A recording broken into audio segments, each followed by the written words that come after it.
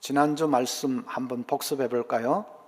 예정과 자유의지의 관계를 한마디로 설명을 해 보십시오. 하나님이 예정을 하시되 우리가 자유의지로 어떻게 행동하는지를 보시고 예정을 하신다. 그렇게 기억을 하면 되겠습니다. 그래서 우리가 자유의지로 어떻게 행동하느냐가 중요합니다. 어떻게 행동하느냐가 우리의 구원을 좌우하기 때문입니다. 이제 로마서 10장에 오면 그 사실을 구체적인 예를 들어서 설명을 합니다. 이스라엘이 구원의 자리에서 떨어진 것은 그들이 잘못되게 행동했기 때문이라고 합니다. 이스라엘이 자유의지를 가지고 잘못되게 행동했기 때문에 구원의 자리에서 탈락된 것이라고 합니다. 이스라엘이 무엇을 잘못되게 행동했을까요? 2절에 내가 증언하노니 그들이 하나님께 열심히 있으나 올바른 지식을 따른 것이 아니니라. 이스라엘의 열심이 잘못되었다고 합니다. 이스라엘은 신앙생활을 하면서 잘못된 열심으로 했습니다. 우리가 신앙생활 할 때 열심이 있다는 것은 좋은 일이죠. 그런데 그 열심은 바르고 건전한 열심이어야 합니다. 만약에 열심이 잘못되면 곤란합니다. 잘못되면 문제가 심각해집니다. 왜냐하면 잘못된 열심은 곧 광신으로 이어지기 때문입니다. 광신을 가지면 신앙생활에 아주 해롭습니다. 이단들이 얼마나 열심히 있습니까?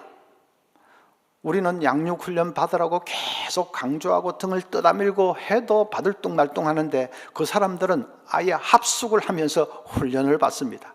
그리고 가가호호 찾아다니면서 전도를 하지요. 열심은 있는데 그러나 그들의 열심은 광신에 불과할 뿐입니다.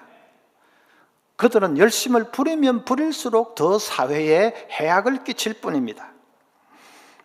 이스라엘도 잘못된 열심 때문에 망했다고 말씀을 합니다. 오늘 이 시간은 그러면 우리가 조심해야 될 잘못된 열심에는 어떤 것들이 있는가 하는 것을 같이 살펴보려고 합니다. 첫째는 잘못된 지식에 근거해서 열심을 부리는 것입니다.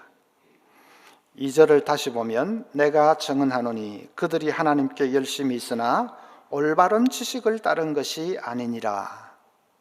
유대인들의 열심은 바른 지식에 근거한 것이 아니었습니다. 9장 32절을 보면 어찌 그러하냐 이는 그들이 믿음을 의지하지 않고 행위를 의지함이라. 부딪힐 돌에 부딪혔느니라. 유대인들은 구원받기 위해서 믿음을 의지하는 것이 아니라 행위를 의지했습니다. 행위를 의지함으로 구원받는 줄 알았습니다. 완전히 잘못된 지식을 가지고 있었습니다. 그러니까 열심을 부리면 부릴수록 오히려 구원에서 점점 더 멀어졌습니다. 성 어거스틴은 말하기를 바른 길에서 절뚝거리는 것이 잘못된 길에서 달리는 것보다 낫다 했습니다. 달리는 것은 좋은 것이지만은 바른 길에서 달려야지 잘못된 길에서 달리면 달릴수록 구원에서 더 멀어질 뿐입니다. 차라리 절뚝거리더라도 바른 길에서 절뚝거리는 것이 낫다는 것이죠. 잘못된 지식을 가지고 열심을 부리는 것이 얼마나 위험한 것인가 하는 것을 지적하는 말입니다. 세상에서 제일 무서운 사람이 누구지요?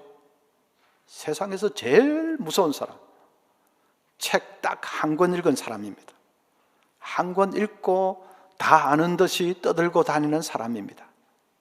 책 많이 읽은 사람은 오히려 겸손하게 조용한데 딱 한 권 읽은 사람이 그 책이 얼마나 잘못되게 치우쳐 있는지도 모르고 그 책에 얼마나 약점이 있는지도 모르고 그냥 자기 읽은 것 전부인 줄 알고 설치고 다니고 떠드는 사람, 그런 열심은 차라리 부리지 않는 것이 낫습니다. 부리면 부릴수록 더 잘못됩니다. 지식은 잘못되었어도 삶이 훌륭하면 괜찮지 않느냐, 그러는 사람이 있습니다. 제가 옛날에 신학대학원에 있을 때 한 번은 학생들 개강 집회를 하는데 다른 신학교에 있는 어떤 교수님이 강사로 추천이 되었습니다. 그런데 그 교수님은 자기 책에 신학적으로 아주 빼딱한 것을 써놓았습니다. 그대로 가면 교인들이 굉장히 혼란에 빠질 수 있는 아주 빼딱한 것을 써놓았습니다. 그래서 그런 분은 우리 신학교에 강사로 모실 수 없다고 했더니 학생 대표라는 친구가 하는 말이, 그분 삶을 가까이서 지켜보신 적이 있으십니까? 그분은 인격적으로 너무너무 훌륭한 분입니다. 기도도 많이 하시고 경건한 분입니다. 그런 분을 왜 모실 수 없다는 겁니까? 하면서 대들었습니다. 여러분 어떻게 생각하십니까? 인격적으로 훌륭하면 책에는 빼딱한 것을 써놔도 별 문제가 되지 않습니까? 책에서 주장하고 있는 것이 그 사람의 사상입니다. 사상이 잘못되면 심각하지요. 삶이 훌륭하다는 것은 보기 나름이고 그건 좀 주관적인 것입니다. 그러나 책에서 써놓아서 책에서 주장하고 있는 것은 객관적인 것입니다. 그건 언제 어디서나 영원히 남아있는 것입니다. 그 잘못된 책을 보고 사람들이 얼마나 신앙생활에 해를 입겠습니까? 그러니까 삶이 훌륭하면 주장은 어떤 주장을 했더라도 상관없다. 그건 그 생각 자체가 위험한 생각이죠. 예를 들면 슈바이처 박사, 슈바이처는 의사로서 아프리카에 가서 사람들을 많이 섬기고 헌신했습니다. 아프리카의 성자라고 불리는 분입니다. 그런데 슈바이처 박사는 신학적으로는 아주 잘못된 사람입니다. 그는 예수님을 선각자, 시대의 선각자 정도로 생각했습니다. 자기 책에서 주장하기를 예수님이라고도 안 하죠. 예수가 유대민족을 각성시키기 위해서 애를 썼는데 이 유대민족이 도통 변화되지가 않습니다. 그래서 예수는 역사의 수레바퀴에 자기 몸을 던져버렸다는 것입니다. 예수님이 십자가에 돌아가신 것을 역사의 수레바퀴에 자기 몸을 던져서 자살해버린 것처럼 주장을 합니다. 역사의 수레바퀴에 몸을 던지니까 온몸에 살집이 뜯겨져 나가고 피가 터져 나왔습니다. 그 참혹한 모습을 보면서 비로소 유대민족이 양심이 뜨끔해져서 그래서 예수님을 따르게 되었다는 것입니다. 예수님은 하나님의 아들도 아니고 그냥 위대한 선각자인데 유대민족을 변화시키기 위해서 역사의 수레바퀴에 자기 몸을 과감하게 던져서 희생한, 그래서 역사를 바꾼 시대의 영웅이고 선각자다, 그렇게 주장을 합니다. 자, 완전히 잘못된 것이죠.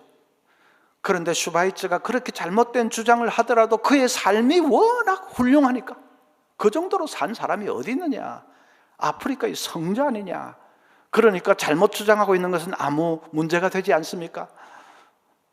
그렇지 않지요. 그 사람 책을 보고 뭣도 모르는 젊은이들이 얼마나 신앙생활에 나쁜 영향을 받겠습니까? 아주 치명적인 해악을 받겠지요. 그래서 잘못된 지식을 가지고 열심 부리는 것은 차라리 열심히 안 부리는 것보다 못합니다. 바른 지식에 근거한 열심이어야 합니다. 둘째로 자기 의를 세우려고 하는 열심입니다. 유대인들은 열심히 율법을 지켰습니다. 얼마나 열심히 특심하든지 구약에 있는 율법만으로는 만족할 수가 없어서 거기다가 수많은 조항들을 첨가를 시켰습니다. 그게 탈무드고 그렇죠. 그렇게 많은 조항들을 첨가시켜서 그것들을 다 지키려고 열심을 다했습니다. 그런데 그들의 열심은 잘못된 것이었습니다. 왜냐? 3절을 보십시오. 하나님의 의를 모르고 자기 의를 세우려고 힘써 하나님의 의에 복종하지 아니하였느니라. 그들이 율법을 지킨 것은 자기 의를 세우기 위해서였습니다. 자기 의를 세워서 그것으로 구원받기 위해서였습니다. 구원은 오직 하나님의 의를 의지할 때 받는 것인데 유대인들은 자기들의 의를 세우려고 했습니다. 완전히 잘못된 것이죠. 하나님의 의가 뭡니까? 우리 로마서 강의하면서 이미 배웠습니다. 예수님이 우리 죄를 위해서 죽으시고 부활하심으로 온전한 의를 이루셨습니다. 그것이 하나님이 우리를 위해서 예배해 놓으신 의지요. 하나님의 의지요. 그 의를 믿음으로 받아들일 때에 구원을 받을 수가 있습니다.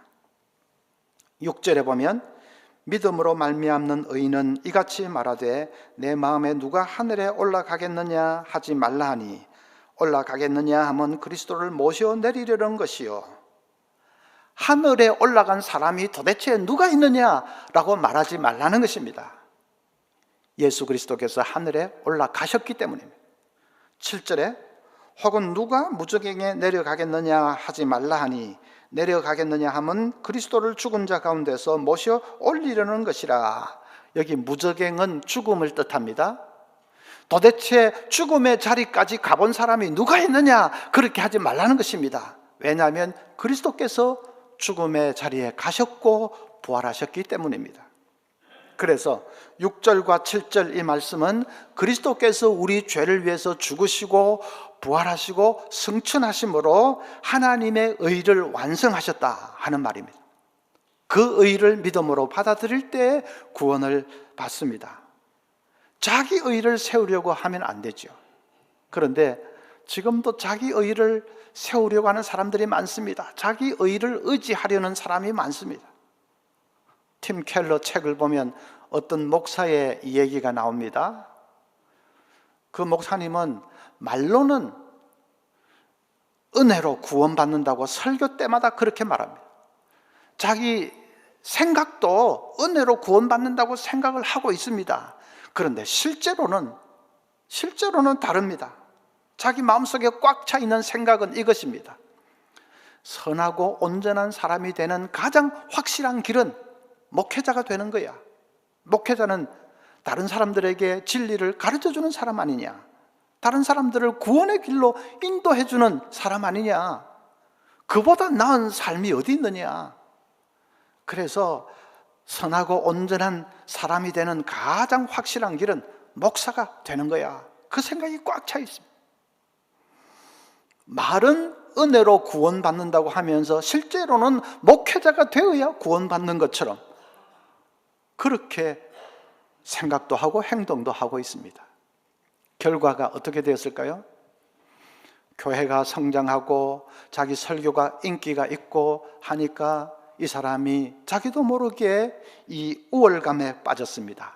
사람이 도도하고 거만해졌습니다. 설교에도 독설이 늘어나고 사람들을 대할 때도 고압적인 자세가 역력해졌습니다. 그러다가 교회 중심되는 몇몇 사람과 부딪혔습니다. 갈등이 생기고 그 중심되는 사람들이 교회를 떠나고 교회가 술렁이고 그러면서 교세가 기울기 시작했습니다.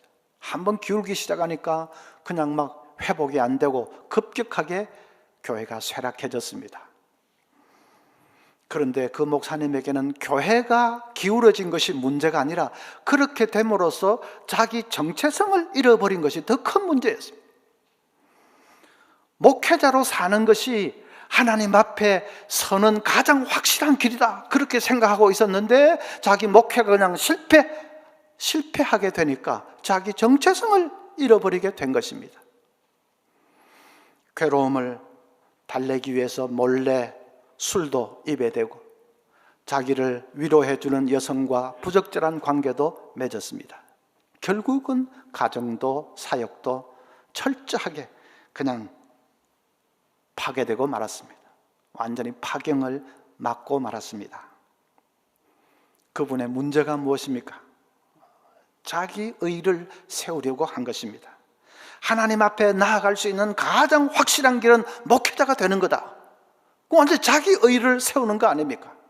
말은 예수님이 구주시라고 하면서 사실은 자기가 구세주가 되는 것처럼 그렇게 생각을 했습니다. 자기 의를 의지하는 사람은 자기가 좀 의롭게 산다 싶으면 거만해지고 교만해집니다. 다른 사람들을 은근히 깔보고 무시합니다. 자기가 별로 의롭게 살지 못하고 있다 싶으면 그때부터는 열등감에 사로잡히고 죄책감에 시달리게 됩니다. 이대로 가다가는 내가 구원도 못 받는 거 아니냐 하는 두려움에 사로잡힙니다. 여러분은 어떠십니까? 자기 의가 아니라 온전히 하나님의 의, 예수 그리스도만을 의지하십니까? 이렇게 생각을 해보시면 됩니다. 언젠가는 우리가 임종의 순간을 맞겠죠. 하나님 앞에 서야 되는 그 순간을 맞을 것입니다. 그때 내가 뭘 들고 하나님 앞에 설 수 있겠는가? 그 생각을 해보십시오. 내가 땅에서 목사였다, 장로였다 하는 타이틀을 가지고 하나님 앞에 서려고 하십니까? 내가 일 많이 했다, 봉사 많이 했다, 그런 거 가지고 하나님 앞에 나아가려고 하십니까? 나 개척교회 10개나 세웠어, 헌금 많이 했어, 그런 거 가지고 하나님 앞에 서려고 하십니까? 만약에 그렇다면 너무너무 불안하고 두려워질 것입니다. 하나님이 갑자기 고작 그것 가지고 내 앞에 지금 나오려고 했느냐, 택도 없다, 그래 버리면 어떻게 되겠습니까? 우리가 그 순간에 붙들어야 할 것은 그 모든 것이 아니고 오직 예수님의 십자가입니다. 나를 위해 죽으시고 부활 승천하신 그 예수님을 붙들어야 됩니다. 오직 예수님만. 주 나의 반석이시니 그 위에 내가 서리라, 그 위에 내가 서리라. 구원의 반석 대신 예수님만 붙들어야 됩니다. 우리가 신앙생활에서 열심을 가져야 되지만 그 열심이 자기 의를 세우려고 하는 열심이면 진짜 그것은 곤란합니다.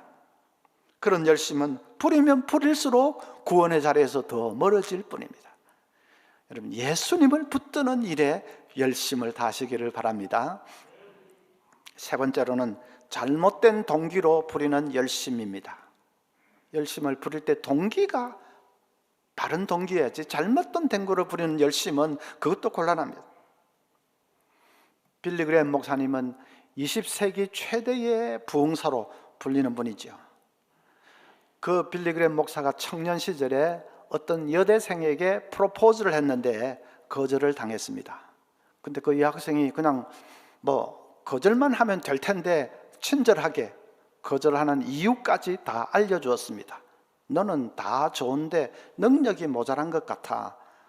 나는 능력 많은 남자가 좋아. 그러면서 퇴짜를 놓아버렸습니다. 이제 빌리 그레이엄이 그냥 마음을 접고 하나님의 일에만 열심히 몰두합니다.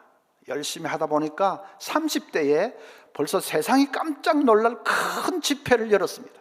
수만 명이 모이는 그 집회를 보고 신문 기자들이 사도시대가 다시 도래한 것 같다고 대서특필을 하기도 했습니다. 그렇게 일을 잘했는데 어느 순간 갑자기 탈진이 왔습니다. 열심히 일을 하고 열매도 많고, 그런데 기쁜 것이 아니라 짜증이 나고 힘들다는 생각만 듭니다. 그냥 맥이 자꾸 탁탁 부러집니다. 아, 이거 내가 무슨 문제가 있구나 하는 것을 느끼지요. 그래서 하나님 앞에 기도하기를 시작했습니다. 하나님, 제가 왜 이렇게 탈진이 됩니까? 뭐가 문제입니까? 며칠 그렇게 기도하는데 마음속에 숨어있던 잠재의식이 밖으로 그냥 탁 튀쳐나왔습니다. 자기 귀에 이 말이 생생하게 들리는 겁니다. 너는 다 좋은데 능력이 모자란 것 같아. 그건 오래전 옛날 일이고 다 잊어버린 줄 알았는데 그게 아니었습니다. 그 여자의 그 한마디가 비수처럼 가슴속에 꽂혀 있었던 것입니다. 그는 자기가 열심히 일한 것이 주님을 위해서가 아니라 그 여자 코를 납작하게 만들어주기 위해서 한 것인 것을 깨달았습니다. 군중들 앞에서 설교를 하면서도 마음은 그 여자를 향하고 있었던 것입니다. 너 봤지? 내가 능력이 모자란다고? 사람들이 이렇게 많이 모였어. 아니야! 그러고 있었던 것입니다. 내가 능력이 모자란다고? 그래, 너는 얼마나 잘난 남자 만나는지 보자. 그러고 있었던 것입니다. 자기가 열심을 내는 것이 주님을 위한 열심이 아니라 순전히 복수심에서 내는 열심인 것을 깨닫고 빌리 그레이엄이 철저하게 회개를 했습니다. 완전히 그냥 회개하고 마음을 새롭게 하고 이제 다시 사역을 했습니다. 그래서 이제 위대한 부흥사가 된 것이죠. 우리는 혹시 그런 잘못을 범할 때가 없겠습니까? 내가 사람을 보고 열심을 내는 것은 아닌지를 한번 돌아봐야 됩니다. 사람들의 칭찬받기 위해서, 사람들의 인정받기 위해서, 그래서 열심 내는 것은 아닌지를 돌아봐야 됩니다. 말은 주님 주님 하지만은 사실은 사람을 보면서 열심을 내는 경우가 많습니다. 내가 속한 단체를 위해서 열심을 내는 것도 잘못입니다. 내가 속한 교회를 위해서 열심을 내는 것도 잘못입니다. 교회를 위해서 열심을 내는 것과 주님을 위해서 열심을 내는 것은 다를 때가 많습니다. 어떤 목사님은 은퇴하고 나면 급격하게 쇠약해지는 분들이 있습니다. 일을 놓고 나니까 그냥 맥이 탁 풀어지면서 기력이 급격하게 떨어지는 그런 목사님들이 계십니다. 우울증이 찾아오기도 합니다. 여러분, 그건 뭔가 잘못된 것 아닙니까? 평생 하나님의 교회를 위해서 일하고 목회를 했으면 이제 마치고 나서 보람이 있고 행복하고 그래야지요. 그런데 우울증이 찾아오는 것은 뭔가 잘못된 것 아닙니까? 그분의 열심을 낸 것은 자기가 일하고 있는 교회를 위해서 낸 열심이었습니다. 주님을 위해서 낸 열심이 아니고 내가 일하고 있는 교회 잘 되라고 낸 열심이었습니다. 자기 목회의 성공을 위해서 낸 열심이었습니다. 그런데 은퇴하고 나니까 이제 목표가 사라지니까 갑자기 그냥 맥이 탁 풀어지면서 우울증이 찾아오는 것이죠. 주님을 사랑해서 내는 열심이 아니고 동기가 좀 다른 데 있는 잘못된 그런 열심을 내게 되면 반드시 탈진이 오고 지치게 됩니다. 빌리 그레이엄처럼 사역이 성공해도 이상하게 마음은 허전하고 탈진하게 됩니다. 은퇴하게 되면 탈진이 오고 우울증이 옵니다. 그러나 주님을 사랑하기 때문에 내는 열심은 언제나 기쁨이 충만합니다. 주님이 변함없이 우리를 사랑하시기 때문에 그 주님을 바라보면서 주님만을 사랑하면서 내는 열심은 은퇴를 하든지 말든지 환경이 변하든지 말든지 변함없이 우리 마음에 충만한 기쁨을 안겨줍니다. 여러분, 주님께서 생명을 주시기까지 우리를 사랑하신 것 잘 아시지요? 그보다 더한 사랑이 없을 정도로 최고의 사랑으로 자기 생명을 주시면서 우리를 사랑하신 것 아시지요? 정말로 아시는지 한번 물어볼까요? 누가 매달 1억씩 교회에 헌금을 하면 주님이 그 사람을 더 사랑할까요? 누가 1억씩 헌금하면 저는 그냥 눈이 뒤집혀질 것 같겠습니다. 1억씩 매달 헌금하는데 눈이 뒤집혀서 막 그냥 그 사람 진짜로 사랑할 것 같습니다. 주님도 눈이 뒤집혀서 그 사람 더 사랑하실까? 아닙니다. 아닙니다. 이미 주님은 최고의 사랑으로 우리를 사랑하고 계시기 때문입니다. 더 이상의 사랑이 없는 그런 사랑으로 우리를 사랑하고 계십니다. 그래서 매달 1억씩 헌금한다고 해서 그것 때문에 더 사랑하지는 않습니다. 이미 사랑하고 계시기 때문에. 누가 매주 새신자 100명씩 데리고 오면 주님이 더 사랑할까요? 저는 누가 그렇게 하면 진짜 그것도 눈이 뒤집힐 것 같습니다. 매주일 100명씩인데 집사님 진짜 잘하십니다 하고 얼싸안고 막 춤을 출 것 같습니다. 주님도 그러실까? 아닙니다. 매주 100명씩 데리고 와도 그것 때문에 더 사랑하지는 않습니다. 이미 최고의 사랑으로 사랑하고 계시기 때문에. 매일 밤을 철야기도 눈물로 하면 더 사랑하실까? 아닙니다. 40일 금식기도 하면 그것 보고 더 사랑하실까? 아닙니다. 평신도 선교사가 되어 해외로 나가면 더 사랑하실까? 아닙니다. 내가 내 생명을 순교의 제물로 바치면 주님이 막 더 사랑하실까? 아닙니다. 아닙니다. 이미 우리를 더할 수 없는 사랑으로 사랑하고 계시기 때문에 자기 생명을 주시기까지 사랑하고 계시기 때문입니다. 그것이 복음 아닙니까? 죄인이고 허물 많은 자식인데 더 이상의 사랑이 없을 그런 사랑으로 우리를 사랑하고 계신다는 것이, 그것이 복음 아닙니까? 그러면 우리도 주님을 사랑해야 하지 않겠습니까? 주님이 우리를 그토록 사랑하시는데 우리도 주님을 사랑해야 되지 않겠습니까? 주님을 사랑하는 것은 다른 것이 아닙니다. 주님을 내 마음에 모셔드리는 것입니다. 내 마음의 왕좌에 주님을 모셔드리는 것입니다. 내 인생의 주인으로 주님을 모셔드리는 것입니다. 그것이 주님을 사랑하는 것입니다.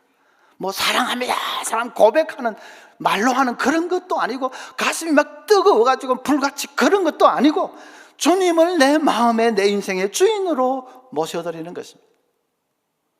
그렇게 못하는, 안 되는 분들도 많이 있지요. 요한계시록 3장 20절에 볼지어다 내가 문 밖에 서서 두드리노니 누구든지 내 음성을 듣고 문을 열면 내가 그에게로 들어가 그와 더불어 먹고 그는 나와 더불어 먹으리라. 주님이 문 밖에 서서 두드리고 계시지만은 여전히 주님을 문 밖에 세워두고 있는 사람들이 많다는 뜻입니다. 어떻게 하는 것이 주님을 문 밖에 세워두고 있는 것입니까? 여러분, 직장을 선택할 때에 주님께 먼저 물어보았습니까? 간절하게 물어보지 않고 자기 마음대로 선택해버렸다면 주님을 문 밖에 세워놓고 있는 것입니다. 자녀들 결혼 문제, 정말 주님의 뜻이 무엇인지 간절하게 물어보았습니까? 물어보지 않고 자기 그냥 계산 좋을 대로 덜컹 결정해버린다면 주님을 문 밖에 세워놓고 있는 것입니다. 집을 팔까 말까 고민할 때 주님께 먼저 한 번이라도 간절하게 물어보았습니까? 그게 아니라면 주님을 문 밖에 세워놓고 있는 것입니다. 주님을 우리 마음에 모셔드려야 합니다. 내 인생의 주인이 되시도록, 말만 주여 주여 하지 말고 정말 내 인생의 주인이 되시도록 모셔드려야 됩니다. 그리고 그 주님을 뜻을 찾고 주님의 인도하심만을 찾고 기다려야 됩니다. 그것이, 우리가 그 일에 열심을 내야 됩니다. 주님을 내 마음에 모셔드리는 그 일에 열심을 내야 됩니다. 다른 열심이 아니고 주님을 내 인생의 주인으로 모셔드려서 주님께 먼저 늘 물으면서 주님만 바라보면서 사는 그 일에 우리가 열심을 내야 됩니다. 로버트 멍어가 쓴 내 마음 그리스도의 집, 그런 책이 있습니다. 주인공이 주님을 마음에 영접했습니다. 그리고 이제 주님 모시고 집안 구석구석을 다니면서 경험한 얘기를, 느낀 것을 쓴 책입니다. 주님을 모시고 서재에 들어갔다가 주님께 차마 보여드리기 어려운 책과 잡지와 벽에 걸려있는 그림들을 그제서 발견하고는 아주 당황해합니다. 주님 모시고 거실에 갔다가 그동안 자기가 주님께는 차마 보여드릴 수 없는 텔레비전 프로그램을 보면서 지냈다는 것을 깨닫고는 부끄러워서 어쩔 줄 몰라 합니다. 주님 모시고 침실에 들어갔다가 고개를 들지 못합니다. 주님 앞에 차마 보여드릴 수 없는 성적으로 그런 수치스러운 짓을 했습니다. 집안 여기저기를 다 다니는데 정말 부끄러워서 고개를 들 수가 없습니다. 어느 아침에 바빠가지고 허겁지겁 출근하려고 하는데 보니까 주님이 거실 벽난로 곁에 우두커니 앉아 계십니다. 조심스럽게 다가가서 주님, 아침마다 여기 계셨습니까? 예수님이 그러십니다. 너무나 부끄러워서 고개를 들지 못했습니다. 주님은 아침마다 찾아오셔서 거기 계시는데 자기는 바쁘다고 주님 의식도 하지 않고 지냈던 것입니다. 그것이 혹시 우리의 모습은 아니겠습니까? 주님 모시고 내 삶의 구석구석을 보여드린다면 얼마나 부끄러운 것이 많겠습니까?